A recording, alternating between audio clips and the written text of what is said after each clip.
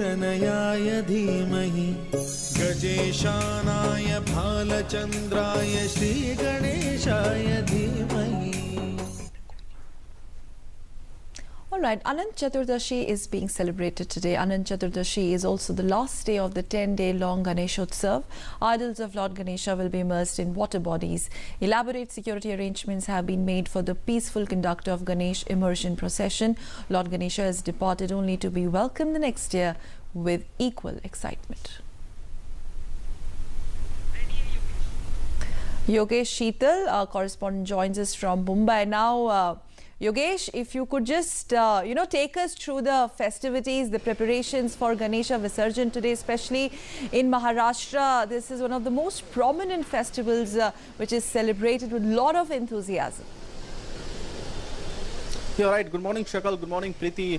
See, right now I am in Girgaon Chowpatty, which is the basic, main spot where the immersion takes place all years. There are around 200 artificial lakes which have been constructed by NGOs and by local people to just avoid the rush, because there are, expected 3 lakh or 4 lakh people are expected to join the festivity here in Girgaon Chowpatty. As far as you are talking about security arrangements, let me tell you that Mumbai police have deployed almost 55,000 personals also in civil dresses also to monitor the situation. And apart from that, CCTV cameras have been installed in different vital places, especially as we know that Mumbai is already under the CCTV surveillance. But apart from that, additional CCTV cameras have been installed. Coast Guard has launched Operation Utsav, which basically has deployed fast patrol vessels and also highly sophisticated ships, and also helicopters have been put on a standby mode to face the situation. So these are the basic arrangements which have been done by different by government and also by the BMC, which is the civic body in Mumbai. So this is the basic thing as far as security arrangements are concerned. Yes, all right, Yogesh, you're telling us about the arrangements on part of the administration. But tell us, is there awareness on part of the people there? 3 to 4 lakh people today will participate in the festivities. Are they aware of the environment-friendly ways of celebrating this festival?